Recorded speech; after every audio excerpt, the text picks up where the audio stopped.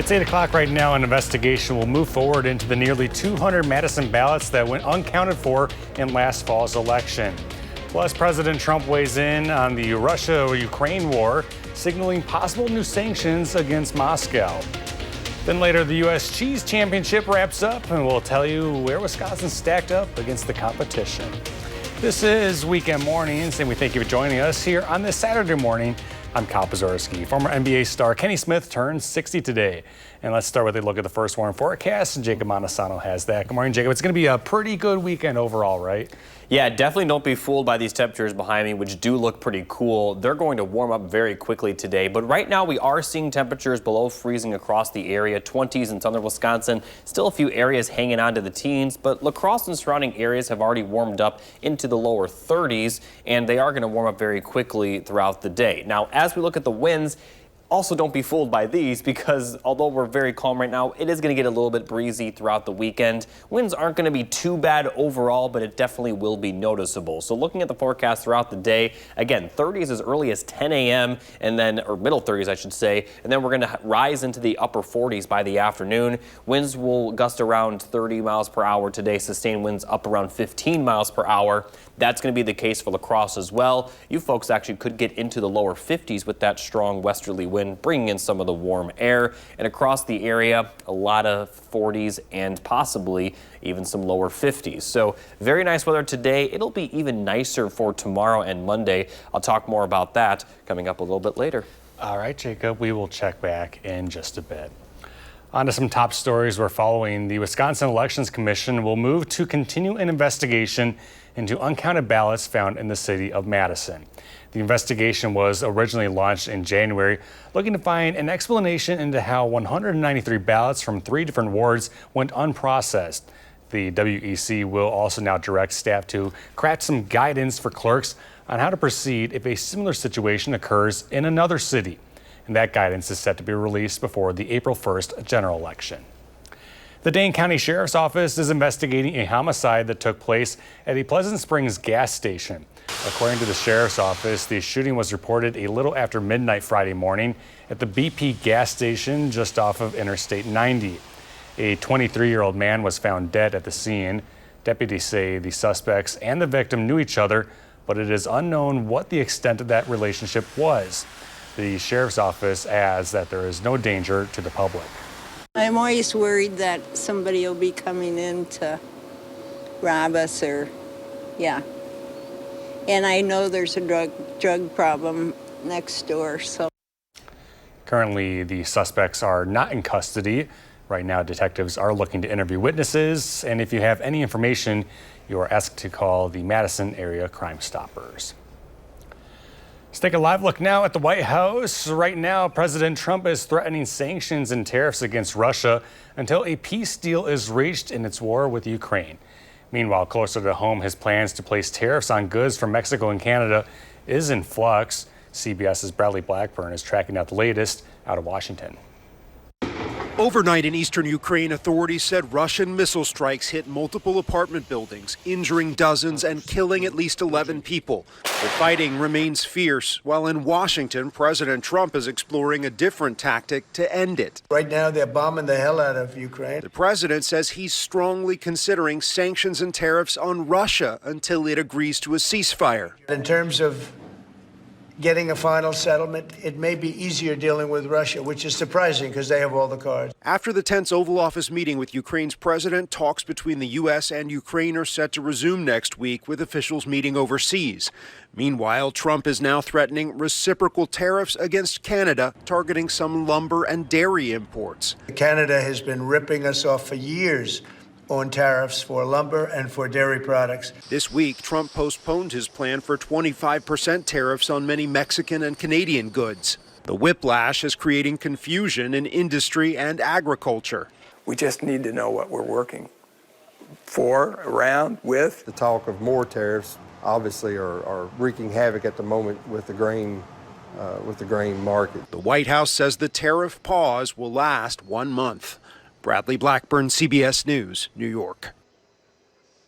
And President Trump is also pushing back on reports about a rift between Elon Musk and Secretary of State Marco Rubio over government cuts. The president insisted to reporters they get along, quote, fantastically well. Government data shows hiring grew for a 50th consecutive month in February. The economy added 151,000 jobs last month, and unemployment ticked up just slightly to 4.1%. However, the federal government lost 10,000 jobs as the Trump administration began shrinking the federal workforce. They were just like, hey, come in tomorrow and turn all your stuff in. You're no longer with us. We had too many people in government. You can't just do that. We had many too many. This is for 40 years. You know, this isn't just now. A reporter from Challenger tracked more than 62,000 announced job cuts by the federal government last month, affecting 17 different agencies. Economists don't expect the full impact of those layoffs to really show up, though, until the March jobs report. Taking a look at Wall Street, where an afternoon rally on Friday sent stocks higher, but it wasn't enough to erase the losses over the past week. The three major indexes were all down for the week, and the benchmark S&P 500 posted its worst week since September. Analysts say stocks were volatile amid the Trump administration's back and forth tariff announcements. And here are the closing numbers from Friday. The Dow added 222, the Nasdaq was up 127, the S&P gained nearly 32. In South Korea, a man was executed by firing squad Friday after Governor Henry McMaster refused to grant clemency. The 67-year-old Brad Sigmund killed his ex-girlfriend's parents with a baseball bat back in 2001. And last night, 3 volunteer prison employees used rifles to fire at a target placed on his heart. The prison's communications director read Sigmund's final statement during a news conference. I want my closing statement to be one of love and a calling to my fellow Christians to help us end the death penalty. An eye for an eye was used as justification to the jury for seeking the death penalty. Protesters and religious leaders gathered outside of the prison before the execution. Sigmund's legal team said he was very remorseful for what he did. Toronto police are searching for 3 men suspected in a shooting that injured at least 12 people at a pub. Emergency crews responded last night to reports of the shooting. Police saying this morning that 4 of the victims have non-life-threatening injuries. There is no word yet on the condition of the others. In more local news, the village of DeForest has ended the practice of putting fluoride in its water. The move follows months of back and forth in the village. And while the mineral has now officially been removed, the village president says the issue has only become more complex.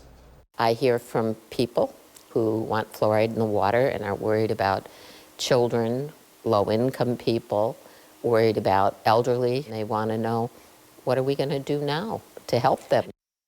Hundreds of residents have signed an online petition to send the issue to a referendum vote. In La Crosse, the Boys and Girls Club broke ground Friday morning on a new addition. The 16,000 square foot Life Workforce Readiness Center will be added to the Terry Erickson Club. The $14 million facility will include innovation, construction, and media labs, all to help prepare local kids for future careers. It's an awesome feeling to be where we are today. There's been a lot of work that's gone into this so far to design the building, to get the community support, and really just figure out how to deliver this incredible gift to the community. The new center is planned to open early next year and will serve thousands of area youth. Elsewhere around Wisconsin, the 2025 U.S. Championship Cheese Contest was held this week in the Green Bay area. And for the second year in a row, an aged Gouda from Connecticut took the top spot. Lake County Dairy in Turtle Lake, Wisconsin finished second runner-up for its organic copper kettle Parmesan, but it's still quite an honor. It's a lot of effort, but it's such a rewarding feeling to know that others feel that it's such a technically sound product, and it's great. In total, there were more than 2,400 entries across 117 classes from 31 states. Cheesemakers from Wisconsin did lead the competition with 55 best-of-class gold medals. Vermont cheesemakers won 13 medals, and those from Idaho won 10. It is now 8:08, still ahead. We now know the cause of death for actor Gene Hackman and his wife Betsy. We got the details next. Plus, Jacob returns with a full check of the first warn forecast as we take a live look outside. You're watching Weekend Mornings.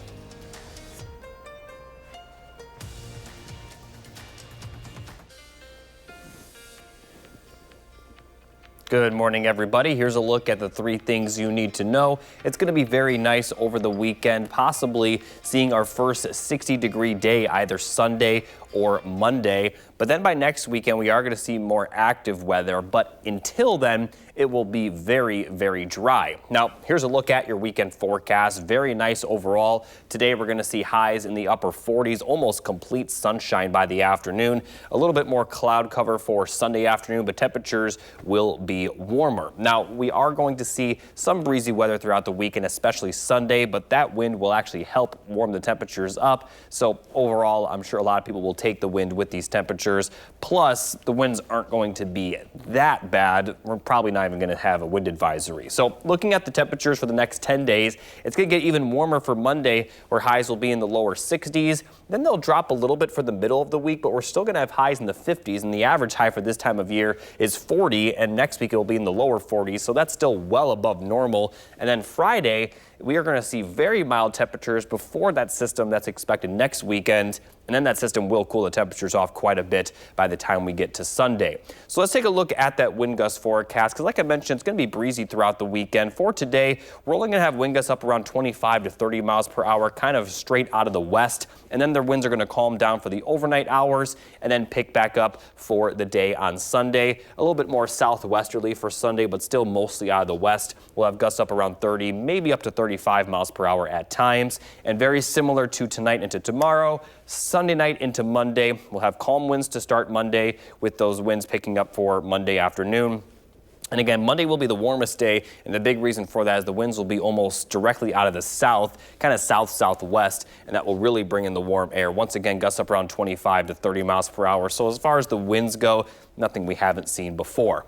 Now, throughout looking at the rain chances over the next 7 days, we're going to be almost completely dry through Thursday. Could see that rain develop on Friday into next weekend, but taking a look at the amount of precipitation that's in the forecast, this is through Thursday morning, and it shows absolutely nothing across southern Wisconsin. So definitely get out and enjoy the weather the next couple days. It's going to be very nice. Again, other than the winds, but overall the winds not too bad compared to some of the days we've had over the last couple of weeks. So mostly 50s and 60s moving forward. It will get colder by the beginning of the following week, but that is 9 days out, so we're not going to talk about that just yet. We are expecting more rain, though, next weekend. And for those of you that, saw the dry pattern through Thursday and may be worried about drought conditions forming, we're not expecting that. We got plenty of rain this week, and we are expecting plenty of rain for next weekend. Also want to point out that the clocks move forward 1 hour tonight, so with the later sunset and those temperatures, it's really going to feel like spring to start next week. And we all will lose an hour of sleep. Yeah, there is some bad news to that, but I mean, I'm just really looking forward to Sunday, upper 50s, and sunsets near 7 p.m. That's just going to feel so much like spring. I'm really looking forward to it. For sure. All right, Jake, thank you. Some of the news we are following, we now have some answers regarding the death of actor Gene Hackman and his wife. Authorities in Santa Fe, New Mexico say the actor died of heart disease about a week after his wife passed away from a virus. The medical examiner says it appears that Betsy Arakawa Hackman died around February 11th of what is called hantavirus pulmonary syndrome, which is caused by contact with rodent excrement.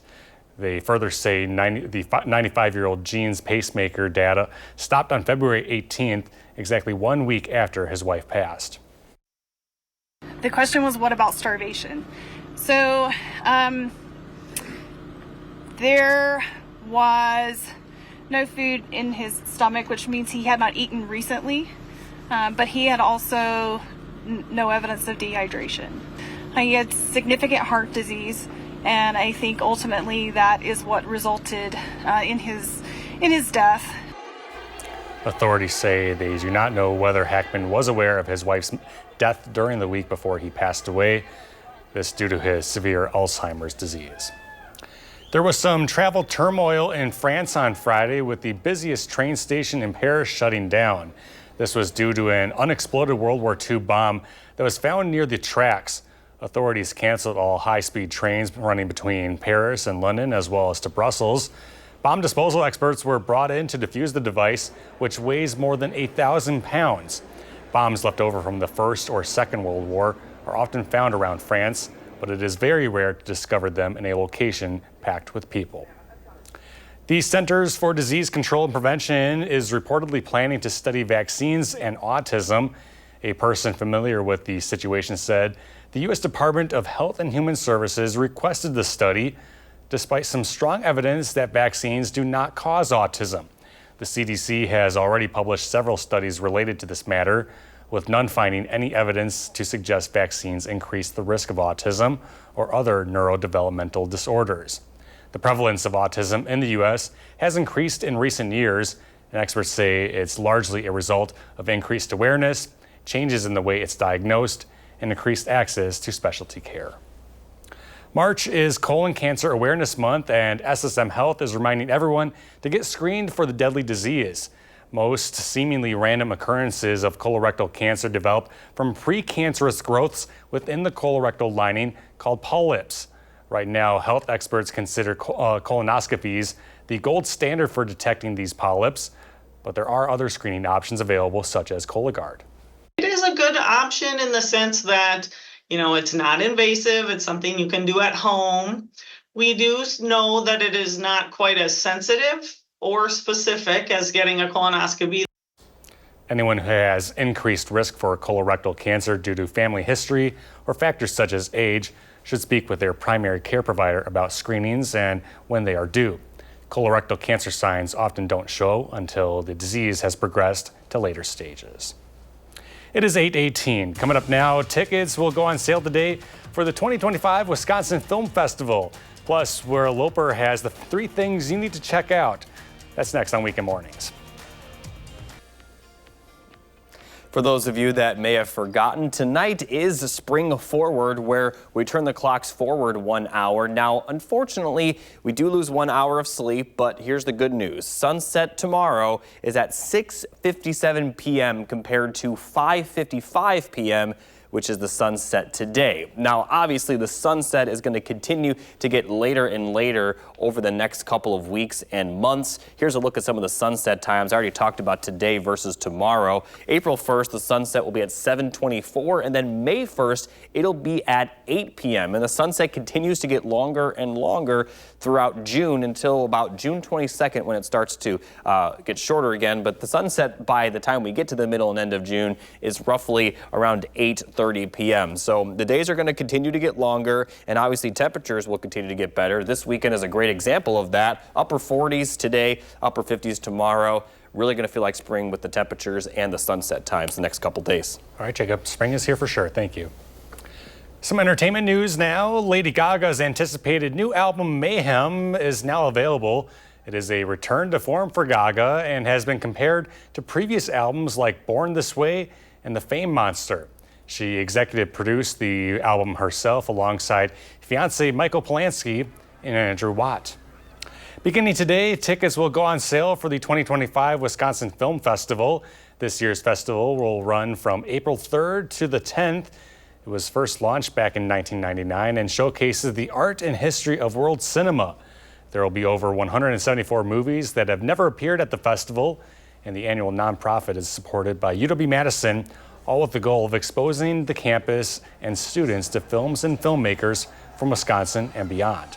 Our mission is really to celebrate the act of going to the movies, that communal experience, being there with your friends, your neighbors, but also a bunch of people you don't know, and sharing this common experience and being able to walk out of a movie and turn to people you don't know and talk about the movie you just saw and bond over that movie, whether it's something you liked or something you didn't like.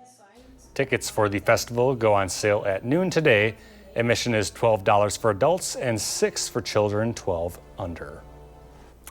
There's never a shortage of films and shows streaming these days. Our Loper shares a few of the best in this weekend's 3 Things to Watch.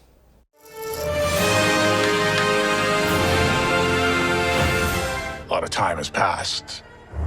By the look of it, you've come up in the world. I could say the same about you. Return to the dark and gritty world of Daredevil in Daredevil Born Again, newly streaming on Disney+. I can't shake the feeling that you're gaming the system. Why did you stop being a vigilante? The line was crossed. A continuation of the Netflix series, Charlie Cox returns as Matt Murdock, The blind hero facing off against Winston Fisk, played by Vincent D'Onofrio. Sometimes peace needs to be broken. Look at us, the esteemed leaders of each of these great nations. We are also here to produce a draft of a provisional statement regarding present crisis. We should not forget that. Watch Cate Blanchett, Charles Dance, and more as world leaders lost in the woods and facing off against bog monsters in the 2024 satirical film Rumors, newly streaming on Paramount+. What were they then? Terrorists? They loomed threatening. Protesters. That's what I thought too at first. My boys, if you're seeing this, it means the unthinkable has happened. Time to learn how you'll make real money. This is how your father's business works. And discover a secret life of crime in Deli Boys, newly streaming on Hulu. Dad was a fraud, a drug dealer, and possibly a murderer. Everybody's got flaws, Mir. I love him even more knowing he wasn't perfect. After their father dies, two spoiled brothers must take up their dad's unsavory business. There's a gun in the credenza. Finish him off now. What? What part of this are you not understanding? Credenza, if I'm being honest, I don't think I know what that is. Those are the three things you need to watch, and this is Will Loper for Weekend Mornings. And there's still more news to come on Weekend Mornings. Next, we're going to go through the day's top headlines. Stick with us.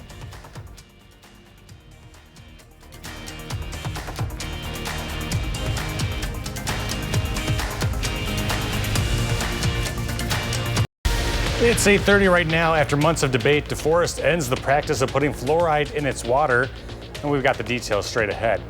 Plus, a death investigation at a Dane County gas station. Hear what authorities are saying. And an investigation will move forward into the nearly 200 Madison ballots that went uncounted for in last fall's election. Those stories and more ahead here this morning on Weekend Mornings. And thanks for joining us. I'm Kyle Pazorski. It is Saturday, March the 8th. And let's start with a look at that first warn forecast. Jacob Montesano leads us off. Hey, Jacob. Hey, Kyle. Taking a look outside, this is a live view from the Queen Bee Radio Skycam in Platteville. Almost completely clear skies out there, but that's not the case for everyone. There are a few areas hanging on to some clouds, but overall, everyone will see sunshine later in the day. Now, right now, it is on the chillier side, pretty close to normal for this time of the year. Upper 20s, lower 30s, nothing we haven't seen before here in southern Wisconsin. And the winds are calm, and the winds are going to pick up, and the temperatures will increase throughout the day. And overall, it is going to be a very nice one out there. We're going to have highs in the middle to upper 40s with plenty of sunshine by the afternoon. Again, a little bit breezy, sustained winds up to around 15 miles per hour, gusts anywhere between 25 and 30 miles per hour, and that's going to be the case for La Crosse as well. The winds overall not as bad as some of the wind gusts we've seen in some of the previous windy days here in Madison where we had wind advisories, so it won't be to that level, but still just a little bit breezy. But the winds will also help those temperatures really warm up as we're going to have highs possibly near 50 for a few locations. So overall, very nice days expected, and it's going to get even nicer for Sunday and Monday. I'll talk more about that coming up a little bit later. All right, Jacob, thank you. Now to continuing coverage, the village of DeForest has ended the practice of putting fluoride in its water following months of back and forth. But as our Maddie Heims reports, the matter is affecting more than just the water. Residents are still unhappy every single day. While fluoride has now officially been removed from the village of DeForest's community water supply, the village president tells me the issue has only become more complex. I can't imagine another issue or remember another issue that I've had so many phone calls about. More than a month after the village board voted to stop adding fluoride to the water, there's a lot of things that go into getting water to a house. The Public Works Department tells me the process of supplying water, while now one step shorter, is intricate. So we get all of our water from the Mount Simon aquifer. 4 wells placed around the village, pumping to thousands of homes. Wherever the need is. But Village President Jane Cahill-Wolfgram says the need has shifted. I hear from people who want fluoride in the water and are worried about children, low-income people, worried about elderly. They want to know, what are we going to do now to help them. And federal funding freezes have added another layer. But the other thing that has happened, and the thing they're saying back to me, is I am on Badger Care, or I receive Medicaid or Medicare. And some of these services are no longer going to be covered. So I think they're feeling like they're between a rock and a hard place. Hundreds of residents have signed an online petition to send the issue to referendum. But that's not the only way fluoride is forming the ballot. It remains an issue in the forefront in this community, and now is influencing the election. Coming up on the end of her term, Cahill Wolfgram is rerunning for her seat as village president in April. Her challenger, Bill Landgraf, a current village trustee who is vocally anti-fluoride. It has become an issue that people are willing to run for office on and are out campaigning and doing lots to try and support candidates that support the issue. Reporting in DeForest, I'm Maddie Heimsch, News 3 Now. Maddie, thank you. Some other top stories we are following. The Dane County Sheriff's Office is now investigating a homicide at a Pleasant Springs gas station. According to the Sheriff's Office, the shooting was reported a little after midnight Friday morning at the BP gas station just off of I-90. A 23-year-old man was found dead at the scene, and deputies say the suspects and victim knew each other, but it is unknown what the relationship is. The Sheriff's Office adds that there is no danger to the public. I'm always worried that somebody will be coming in to rob us or, yeah. And I know there's a drug problem next door, so. Currently, the suspects are not in custody. Detectives are looking to interview witnesses, so if you have any information, please call the Madison Area Crime Stoppers. The Wisconsin Elections Commission will continue its investigation into Madison's uncounted ballots. It was originally launched in January, trying to figure out how 193 ballots from 3 different wards went unprocessed. They're also directing staff to craft guidance for clerks on how to proceed if a similar situation occurs in another city. And that will be released before the April 1st general election. Madison is home to one of the biggest research universities in the world, and on Friday, several hundred protesters met at the Capitol to, quote, stand up for science after recent cuts to the National Institutes of Health. It was back in January when President Trump announced he would cut funding to the NIH, and while the cuts are now on pause, researchers say they're already seeing impacts. So we need funding. We would not be here without having the funding that we've gotten from NIH and NSF. Researchers say that without funding, it would have taken several more months for scientists to discover vaccines for viruses such as COVID and the flu. President Trump has also signed an executive order seeking to limit those eligible for the Public Service Loan Forgiveness Program. He directed the Education Department to revise the program's definition of public service to exclude activities with a, quote, substantial illegal purpose. According to that order, that includes nonprofits that violate immigration laws and support terrorism. The Public Service Loan Forgiveness Program was created back during the Bush administration in 2007. A week-long boycott against shopping on Amazon has begun. The movement, started by the People's Union USA, looks to send a message, quote, loud enough to shake up the system. Organizers claim Amazon hurts small businesses and exploits its workforce. In addition to Amazon, the union is also pushing for people to avoid the other companies owned by the retail giant. Overseas, South Korea's President Yoon has been released from detention. In this video that you're seeing, you can see Yoon waving to supporters as he walked out of the detention center. The South Korean leader was impeached and indicted on criminal charges after declaring martial law back in December. He was then detained in January. Then yesterday, a court ordered him to be released. Time now is 8:37, still ahead. Jacob has a quick check of your Saturday forecast. Plus, here's a look at today's day in history.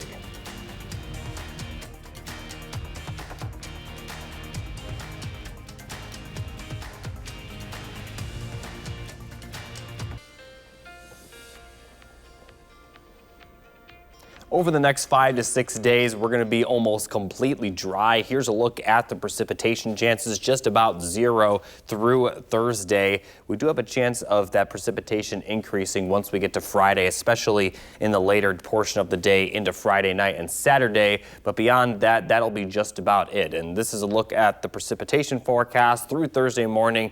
Very dry across Wisconsin as a whole. So taking a look specifically at the cloud cover and rainfall forecast, really the only thing we'll be forecasting for is if there'll be clouds or not for the next couple of days. We are going to see an increase in cloud cover during the middle of next week, but for today, tomorrow, Monday, a lot of sunshine is in the forecast. Again, more clouds are expected on Tuesday, Wednesday, when those temperatures cool down just a little bit, but the temperatures will still be above normal, and we're still expecting dry conditions. So definitely get out and enjoy the weather the next couple of days. We're going to see plenty of sunshine and very spring-like temperatures.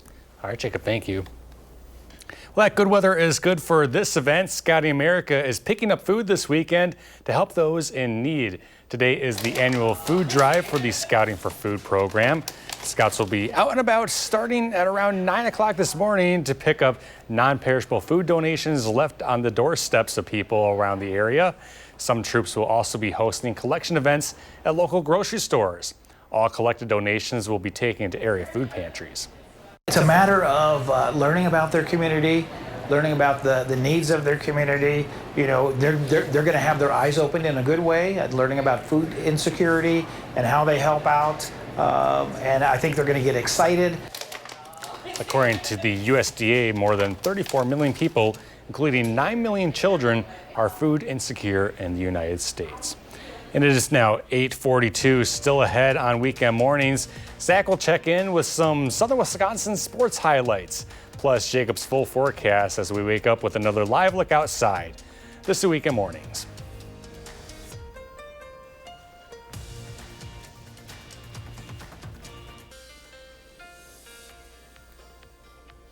Good morning, everybody. Here's a final look at the 3 things you need to know. Very nice weather over the weekend. Sunday and Monday specifically could be our first 60-degree day of the year for Madison. It will get more active for next weekend, but a lot can still change between now and then. However, it does look dry until then. Now, looking at the weekend forecast one last time. Upper 40s today, upper 50s tomorrow. A little bit breezy both days, but beyond that, definitely get out and enjoy the weather. I mean, these are some of the warmest temperatures we've seen this year, especially on Sunday. If we do hit 60, that would be the warmest. So again, a little bit breezy, but that's going to also be what helps warm the temperatures up, especially for Sunday and Monday, where those 60s are possible. Monday looks like it'll be the warmest day, at least over the next 5. Now, later in the week on Friday, the winds are going to pick back up again, and we could have high temperatures, not just in the 60s, but near 70 degrees for some areas. That'll be ahead of that system next weekend, and on the back end of that system, temperatures do look to fall quite a bit for next Sunday. Now, looking at the wind gust forecast for the next couple of days, again, for today, the winds overall not too bad, just a little breezy, 25 to 30 mile per hour wind gusts are possible. It will calm down for the overnight hours and then pick back up for Sunday afternoon, where we could have gusts up near 30 miles per hour, so a little bit breezier compared to today, maybe 35 miles per hour for a few isolated locations.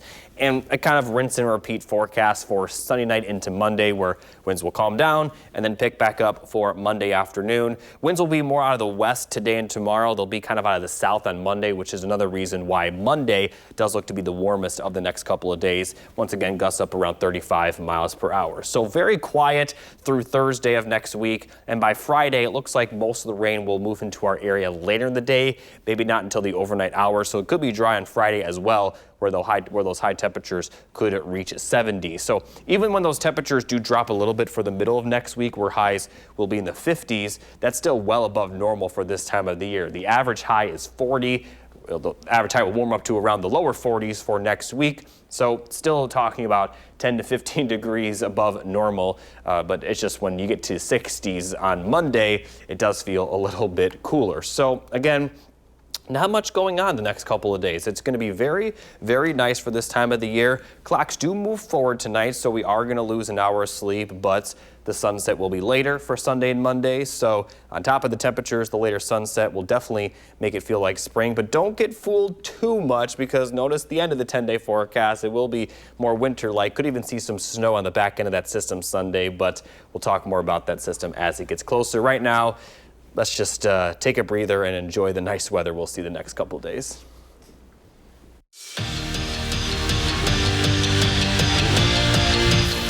The Wisconsin women's hockey team has had pretty good memories playing in Amsoil Arena during the postseason. The last time the Badgers skated in Duluth during a tournament, they won a national championship. Stakes not as high on Friday, but there's still a trophy up for grabs. Wisconsin taking on Duluth in the WCHA Final Face-Off semifinals.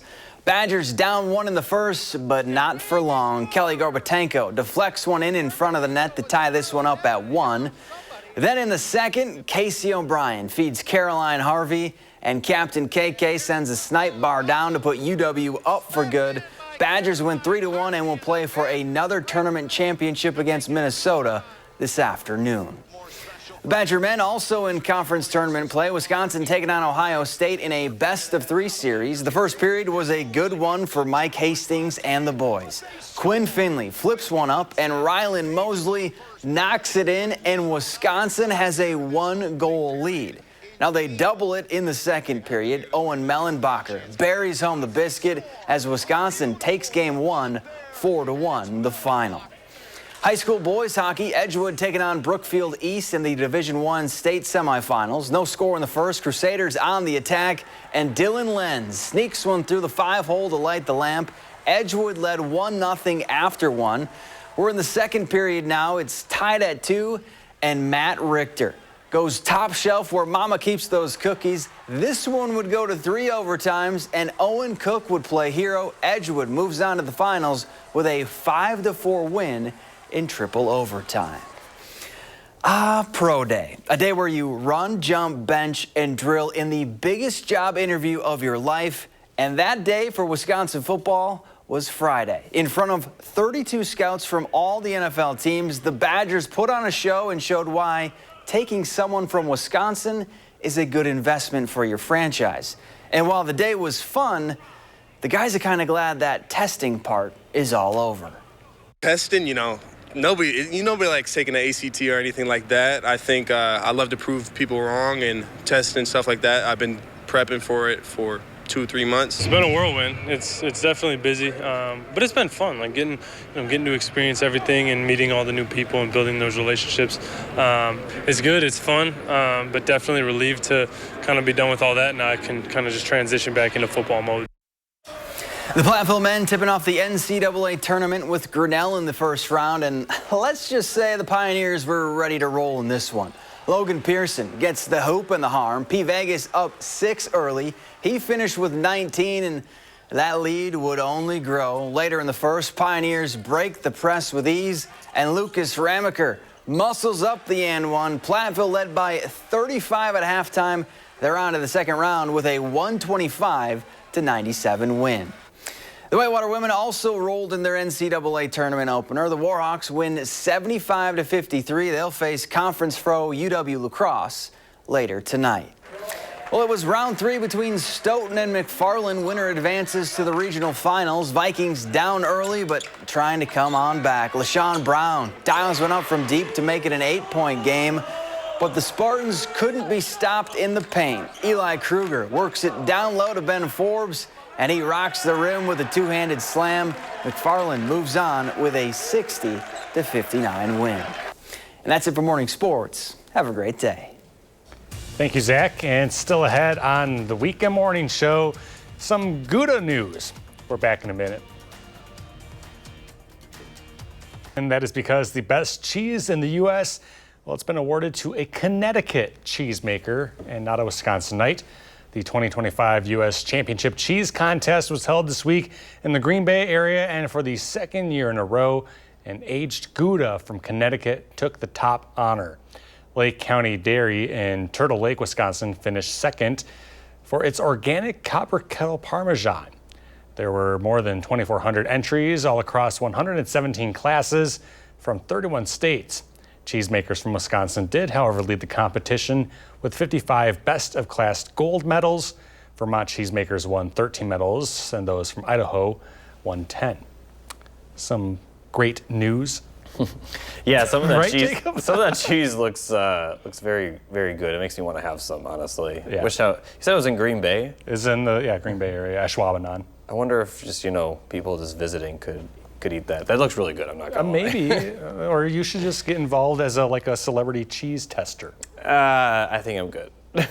Anyway, let's take a look at the forecast. It's going to be very nice the next couple of days. Highs will be in the upper 40s today, upper 50s for Sunday, then lower 60s for Monday. Will be a little bit breezy, but the winds overall not too bad at all. Lower 50s then for Tuesday, Wednesday, warming up to the upper 50s Thursday. Meanwhile, this whole time will be dry through Thursday. Friday will be even milder, upper 60s with some rain possibly moving in later in the day, but especially overnight into Saturday. And temperatures will cool down on the back end of that system, where highs will only be in the 30s next Sunday, and we also could see some snowfall. So we are not done with winter just yet, but it is going to feel a lot like spring the next couple of days, especially with that later sunset starting tomorrow.